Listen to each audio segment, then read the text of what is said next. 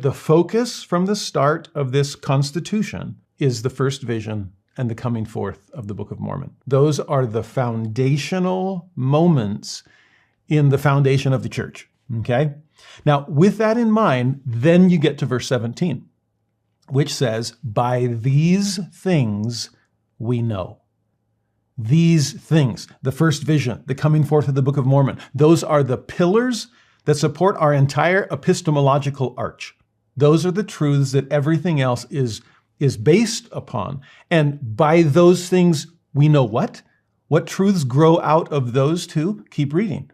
That there is a God in heaven who is infinite and eternal, from everlasting to everlasting, the same unchangeable God, the framer of heaven and earth and all things which are in them. Ponder that in terms of the first vision and the coming forth of the Book of Mormon. If the first vision actually happened, what do we know?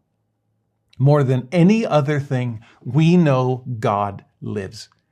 We know he exists. We know that he desires to communicate with his children, that he wants to bridge the gap between heaven and earth and be a part of our lives.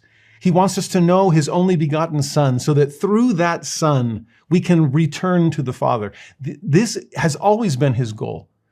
This is the identity of deity himself. And by understanding the first vision, by understanding the truths that come forth loud and clear in the pages of the Book of Mormon, we come to know a Father in heaven who loves his children.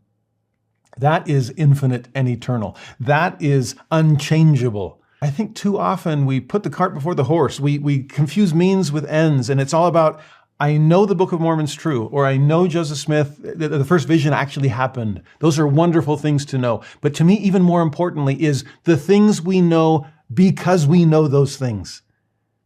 Because if I have a testimony of those two foundational events, then I know what they're pointing and preparing me for.